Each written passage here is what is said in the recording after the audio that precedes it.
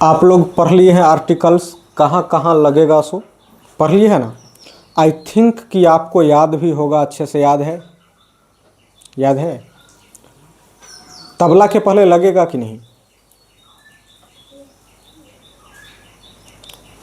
THED लगेगा कि नहीं? तबला के पहले लगेगा।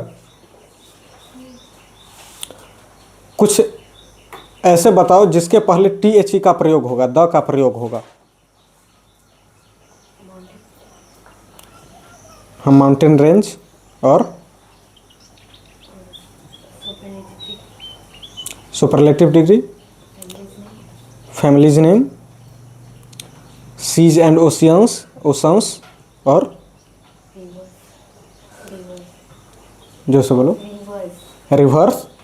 देखिए मैं लिखवा चुका हूँ, आप लोग अच्छे से पढ़ लेंगे। क्या है कि बेसिक से ही ये सब काम आएगा आपको, बाद के लिए नहीं, बेसिक से ही काम आएगा। जब आप बेसिक ट्रांसलेशन बनाएंगे उसमें ही। यहाँ पर अब अभी तक तो आप लोग पढ़ें आर्टिकल्स का यूज कहाँ किया जाएगा, सो कहाँ पर अब नहीं किया जाएगा, कहाँ नहीं किया जाएगा उसके लिए देखिए। क्यों? क्योंकि वो सेंटेंस करेक्शन में ये बार बार पूछ देता है, सेंटेंस करेक्शन में, या फिर वो ये रहता दिया हुआ कि आपको दे दिया कॉमन एरर्स छांटने में, सिलेक्ट द एरर्स। कोई भी सेंटेंस दे देगा और सेंटेंस को 4 पार्ट में डिवाइड कर देगा, ABCD। आपसे ये पूछेगा कि find the errors, find the part in which contains any error. समझ में? जिसमें थोड़ी सी भी गलतियां हों आप उसको छांटिए, आप उस ऑप्शन को क्लिक कीजिए। If there is no any error in this sentence then select the option E. एक 5th ऑप्शन रहेगा, उसमें लिखा हुआ रहेगा नो एरर। मतलब यदि अच्छे से आप पढ़े हुए होंगे कहाँ पर ए लगेगा, कहाँ एन लगेगा, कहाँ द लगेगा, कहाँ पर आर्टिकल्स का प्रयोग ही नहीं होगा, तभी तो आप कॉमन एरर को छांट पाएंगे ना। हल्का सा एकदम उसमें ये होता है। क्या है कि इंग्लिश ग्रामर का जो है ब्रिज, इंग्लिश ग्रामर का जो पुल है वो 8 पिलर पर खड़ा है। 8 पिलर कौन कौन से हैं? Noun, pronoun, verb, adjective, adverb, preposition, conjunction, interjection. ये 8। यदि ये आप 8 पढ़ लेंगे तब आपको इंग्लिश ग्रामर का ज्ञान हो पाएगा, तब आप कहीं पर भी गलतियां होंगी आप उसको छांट पाएंगे। समझ में आया? यदि पता ही नहीं चलेगा कि कहाँ पर आप, मतलब बस निशाना ऐसे लगाइएगा जैसे आजकल निशाना लगा देते हैं, तो उसमें आगे चल के आपको निगेटिव मार्किंग से मुलाकातें होंगी। निगेटिव मार्किंग दैट मीन्स कि यदि आप गलत आंसर दे देते हैं तो सही में से जो मार्क्स होगा वो भी क्या हो जाएंगे? कट जाएंगे। समझ में? ये होता है निगेटिव मार्किंग, मतलब निगेटिव में मार्क आपको मिलता है तो निगेटिव मार्किंग हुआ। तो यदि आप अच्छे से नहीं रहेंगे पढ़े हुए तो फिर ये सोचे किसी भी तरह लोग ऐसे बेवकूफ़ बनाते हैं, 10th कर लो उसके बाद तो मतलब मस्ती ही है। लोग ऐसे बेवकूफ़ बनाते हैं मम्मी पापा या फिर कोई भी, तो नहीं 10th कर लो उसके बाद मस्ती नहीं है। 10th तक अच्छे से कर लो, समझ में? अच्छे से। लोग बोलते हैं घिस तीर के कर लो 10th, उसके बाद मस्ती है मस्ती, बस डिग्री मिल जाए, या फिर 12th करो या फिर ग्रेजुएशन कर लो। नहीं, अच्छे से करोगे तब है मस्ती। अच्छे से यदि नहीं पढ़ पाओगे तो फिर कोई मस्ती नहीं है, बिल्कुल भी कोई मस्ती नहीं है। समझ में? यहाँ पर देखिए आर्टिकल्स कहाँ पर नहीं लगेगा, अब मैं आपको वो बताने वाला हूँ। प्रॉपर नाउन ये बाद में देखेंगे। देखिए लैंग्वेज नेम के पहले, जैसे लैंग्वेज क्या क्या हुआ? Hindi, English, Urdu, French, Spanish, ये सब के पहले आर्टिकल का प्रयोग नहीं होगा। ये सब के पहले आर्टिकल का प्रयोग नहीं होगा। जैसे ए हिंदी, कहीं पर भी आप ए हिंदी लिखा हुआ देखिएगा तो वो गलत है या सही है? बताइए। गलत है। हाँ, लेकिन अ हिंदी पोएट, एक हिंदी के कवि, हिंदी के बाद यदि पोएट आ गया, मतलब कोई नाउन आ गया, हिंदी के बाद पोएट आ गया, कॉमन नाउन आ गया वो, तब उसके पहले ए का प्रयोग होगा। समझ में? या फिर कोई सभा में है बैठे हुए बहुत सारे लोग हैं, उसमें से कोई एक हिंदी का पोएट है तो उसके पहले हम लगा देंगे द हिंदी पोएट। समझ में आया? बहुत सारे सभा में क्या है कि उसमें यूनिक के पहले लगता है ना, द किसके पहले लगा? यूनिक। तो किसी सभा में बहुत सारे पोएट हैं बैठे हुए, उसमें एक है हिंदी का पोएट, तो यदि आप बोलिएगा the Hindi poet in this room, तो किसी एक पर ही हो जाएगा, इसलिए उसके पहले क्या लगेगा? द। लेकिन यहाँ पर सिर्फ यदि लैंग्वेज है तो उसके पहले ए का प्रयोग, एन का प्रयोग, द का प्रयोग नहीं होगा। ये आ रहा है समझ में? इंग्लिश के पहले नहीं होगा, लेकिन इंग्लिश के बाद यदि आप लिख देते हैं पोएम पोएम तो फिर एन इंग्लिश पोएम हो जाएगा, एक इंग्लिश की एक अंग्रेजी की कविता। आ रही है बात समझ में? तुम समझ रहे हो? देखो लिखने में बिजी है। तो ये आ गया।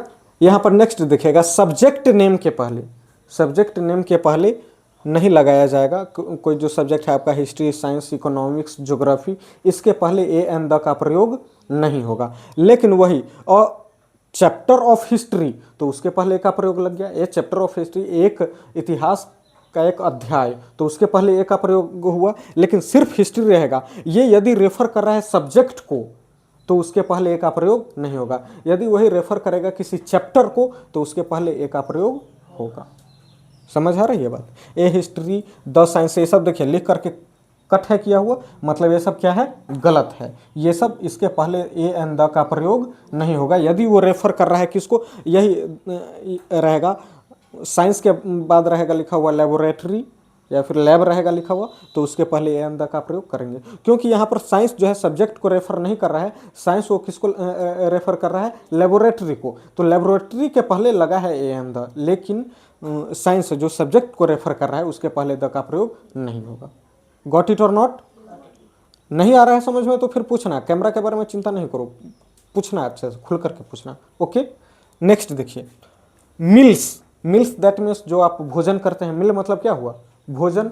ब्रेकफास्ट, ब्रेकफास्ट के पहले लगेगा क्या? ब्रेकफास्ट के पहले नहीं लगेगा। ए एन आर्टिकल्स का ही प्रयोग नहीं होगा मील्स के पहले। ब्रेकफास्ट हुआ, डिनर हुआ, लंच हुआ, ये सब के पहले ए एन द का प्रयोग नहीं होगा। कहीं पर भी आपको जब ट्रांसलेशन बनाने में ऐसा आएगा तो आप करेंगे क्या? इसके पहले ए एन द का प्रयोग आप लोग अधिकतर कर देते हैं। कभी कभी ना बच्चे लोग क्या करते हैं कि जैसे वे लोग अच्छे हैं तो ऐसे बना देंगे, दे आर गुड्स।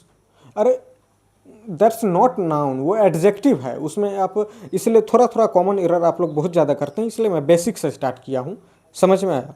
तो बेसिक से स्टार्ट किया हूँ तो इस बात का थोड़ा फ़ायदा उठाइएगा, अच्छे से बार बार पढ़िएगा, बार बार लेक्चर को सुनिएगा तो फिर समझ में आएगा, बहुत अच्छे से समझ में आएगा। ओके, ये उससे नहीं हो रहा है तो फिर बार बार पूछिएगा, आप लोग को बार बार पूछने की आज़ादी है आपको। ब्रेकफास्ट के पहले या फिर डिनर के पहले, ये सब के पहले नहीं लगाया जाएगा। यहाँ पर गेम्स, गेम्स दैट मीन्स खेल का नाम जो पूरा। एक क्रिकेट, अच्छा ये बताइए बॉल के पहले लगेगा कि नहीं? ए बॉल के पहले, बिकॉज वो क्या है? नाउन है, कॉमन नाउन है ना, तो उसके पहले। लेकिन ये क्रिकेट यहाँ पर किसको रेफर कर रहा है? गेम को, पूरा संपूर्ण गेम को, कि वो खेल है, तो उसके पहले ए एन द का प्रयोग नहीं होगा। फुटबॉल, फुटबॉल के पहले ए एन द का प्रयोग होगा कि नहीं बताइए? फुटबॉल के पहले होगा कि नहीं? आई हैव अ फुटबॉल होगा, लेकिन यहाँ पर मैं गलत हूँ दिए हुए। क्यों? क्योंकि ये गेम का नाम है। यहाँ पर फुटबॉल दैट मीन्स नॉट जो स्फेरिकल जो बॉल होता है उसके बारे में नहीं, यहाँ पर फुटबॉल किसको रेफर कर रहा है? गेम को। तो इसलिए जब ये गेम को रेफर करे तो उसके पहले आर्टिकल का प्रयोग नहीं होगा। जब वही फुटबॉल, वो जो आपका जो बॉल होता है उसको रेफर करे, जो फुटबॉल में जो होता है सम नाउन, उसको रेफर करे तो उसके पहले ए का प्रयोग होगा, उसके पहले द का प्रयोग होगा। गोल्फ, ये भी क्या है? गेम को रेफर कर रहा है, इसलिए इसके पहले द का प्रयोग नहीं होगा। समझ में आ रहा है? आर यू गेटिंग इट और नॉट? गेटिंग इट बोलिएगा, yes sir I am getting it. Okay, getting, get मतलब होता है समझना, गेट मतलब होता है पाना, गेट मतलब क्या होता है? पाना, समझना। तो फिर आप नेक्स्ट देखिएगा, डेज एंड मंथ्स, इनके नामों के पहले ए एन द का प्रयोग नहीं होगा। जैसे संडे, संडे के पहले हाँ ये लगेगा, the first Sunday, the second Sunday, the first Sunday off this month, ये लग सकता है, लेकिन ए एन द का प्रयोग इसके पहले नहीं होगा। देखो तो ठीक ठाक रहा है क्वालिटी। ओके, तो गेम इसके पहले ए एन द का प्रयोग नहीं होगा। डेज एंड मंथ, इसके पहले भी ए एन द का प्रयोग नहीं होगा। ए संडे, टू संडेज, ये सब इसके पहले ए एन द का प्रयोग नहीं होगा। संडे, ये क्या है? दिन का नाम है। जनवरी क्या है? मंथ का नाम है। द जनवरी, एन अप्रैल, ये सब इसके पहले द। नॉर्मल कंसेप्ट है, बस हल्का सा ध्यान दीजिएगा, आप लोग याद कर लीजिएगा। ओके, नेक्स्ट है फेस्टिवल्स। किसी भी त्योहार के नाम के पहले, किसी भी त्योहार के नाम के पहले ए एन द का प्रयोग नहीं होगा। ए छठ पूजा, कितना छठ पूजा? एक छठ पूजा, ये कोई बात है क्या? नहीं ना, ये मतलब भद्दा जैसा लग रहा है। इसलिए इसके पहले फेस्टिवल्स के नाम के पहले ए एन द का प्रयोग नहीं होगा। ए छठ पूजा, द दुर्गा पूजा, ये सब के नाम के पहले ए एन द का प्रयोग नहीं होगा। यहाँ पर आप लोगों ने एक चीज़ गौर किया क्या? Articles a and the are not generally placed before. मतलब जनरली मतलब क्या होता है? प्रायः, सामान्य, मतलब सामान्यतः इन सबके नामों के पहले कभी भी ए एन द का प्रयोग नहीं किया जाएगा। आप लोगों ने एक चीज पर नोटिस किया, जनरली। जनरली मतलब प्रायः, मतलब लगभग ए एन द का प्रयोग इन नामों के पहले नहीं किया जाएगा। कोई ऐसा भी तो होगा जहां पर ये नाम है लेकिन इसके पहले किया जाना चाहिए। कोई तो ऐसा जगह होगा। जैसे मैंने आपको बताया है, हिंदी में मैंने आपको बताया है,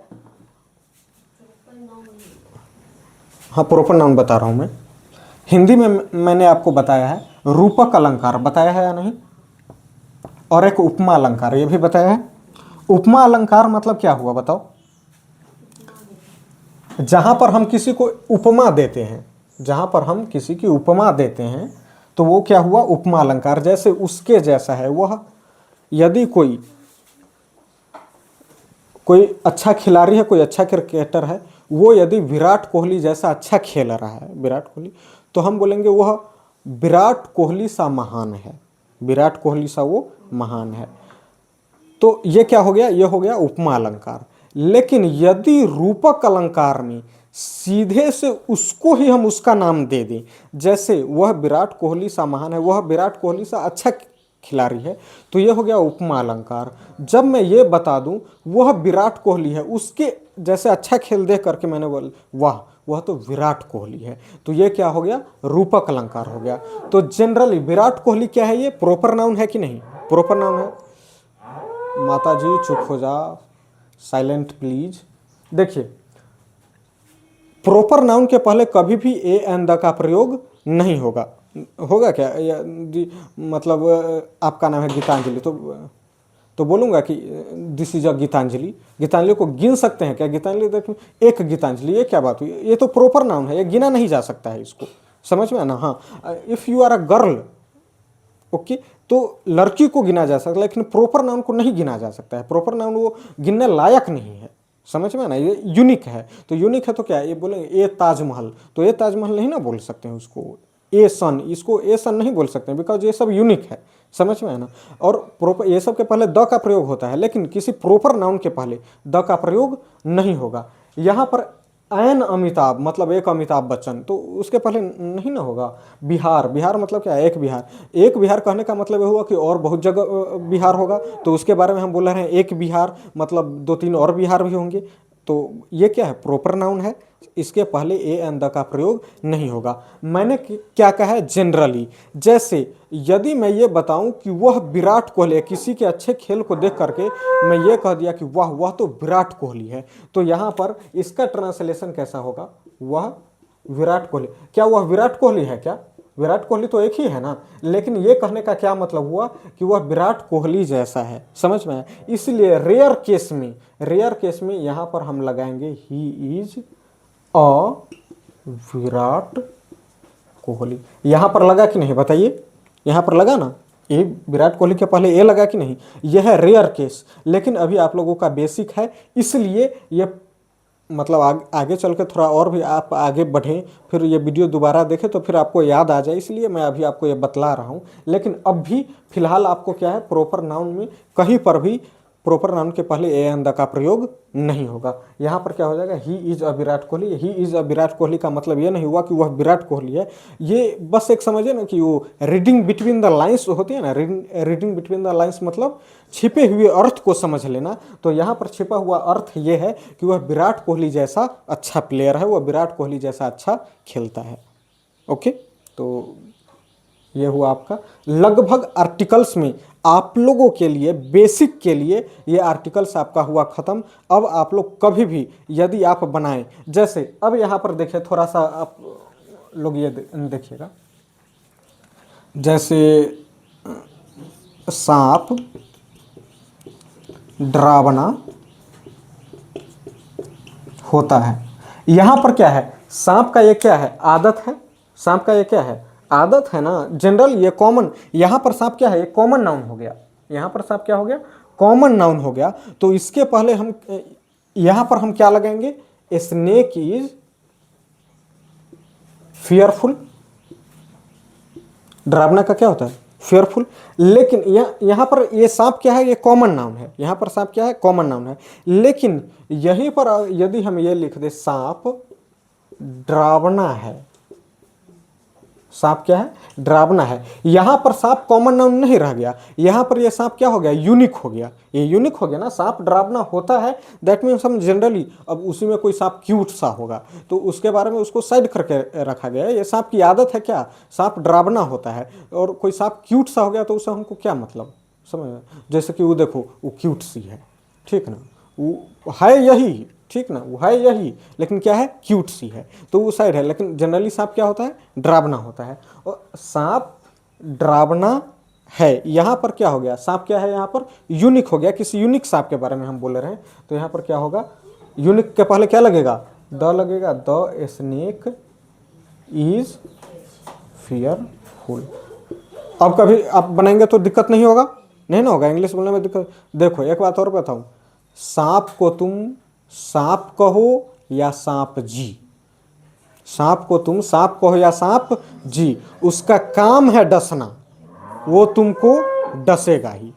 समझ में, कितना भी उसको पूजा कर लो, अगरबत्ती दिखा लो, ठीक ना, कितना भी उसको सोच लो कि नहीं नहीं सांप है, लेकिन है क्या, वो सांप। समझ में आया ना, उसको तुम सांप कहो या सांप जी, वो तो डसेगा ही। समझ में आया, तुम्हें आ रहा है समझ, नहीं आ रहा है समझ, इसको लग रहा है कि मेरे बारे में कह रहा है, तो किसके बारे में कह रहा है हाँ, तो इसलिए अच्छे से पढ़ाई लिखाई कीजिए। ये हुआ आपका आर्टिकल्स, आपके लेवल के लिए लगभग खत्म। समझ में, लगभग हो गया खत्म। फिर नेक्स्ट हम चलेंगे पार्ट्स ऑफ स्पीच। नाउन में लगभग आपको लगेगा 8-10 क्लास। कितना क्लास, 8-10 क्लास, क्योंकि noun based on gender, based on number. समझ में, ये सारे आपको बताऊंगा, आपको शुरू से लेकर लास्ट तक अच्छे से बताऊंगा। तो अच्छे से पढ़िएगा, एक एक चीज़ पढ़ते रहिएगा, ग्रामर के हीरो बन जाइएगा, पूरा एकदम 0 to हीरो बन के इंग्लिश को धजिया धजिया उड़ा दीजिएगा।